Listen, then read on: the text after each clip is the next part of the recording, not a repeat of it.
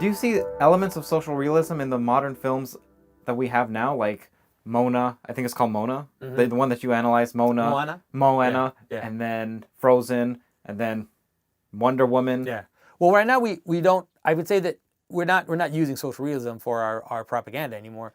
The because it's a different, it's a weird different world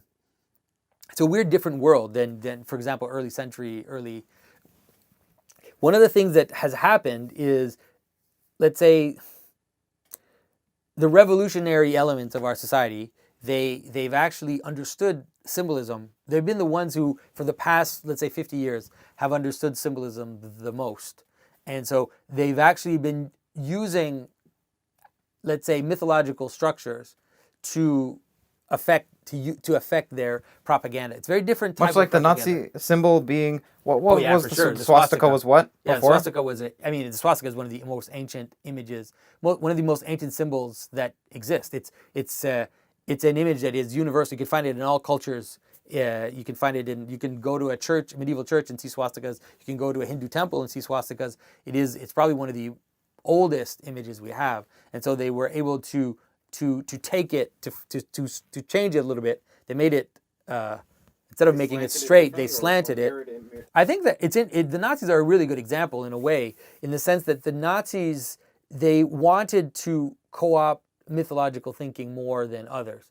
They had a weird religious feel to them, right? They had a kind of strange esoteric and a desire to revive northern gods. They also had weird contacts with Indian, the aristocracy in India, with the what are the names of the caste? I can't remember the name of the caste. So do you think that's one of the reasons Brahmin, why these totalitarian regimes, when they come in, particularly on the left, so particularly communist regimes, that they want to obliterate traditional art and obliterate religion and ban it? Oh, for sure. Because they understand it. Well, because they understand how potent it is, and also because, especially the communist groups, they really wanted to, because they believe that the human person is malleable, right? That we're a blank slate type, and so they wanted to destroy all the cultural tenets which were there in order to bring about their utopia. The Chinese, the Russians did it too. The Russians liquidated. The Russians destroyed over 30,000 churches just during the early times of Stalin. We all know that the Maoist Cultural Revolution was insane. They just went around destroying everything. Not only destroying, but executing anybody that had to do with the priesthood. Yeah. And the same thing, or Buddhists. Early communist Russians would go around, and just shoot priests in the head. It was an insane time. So it was like liquidating the imagery in order to bring about their utopia. But today it's weird. It's different. Our version of that, let's say our version of propaganda is a little different from that. It's more insipid, and it tends to understand, like I said, it tends to be more subversive rather than directly offensive.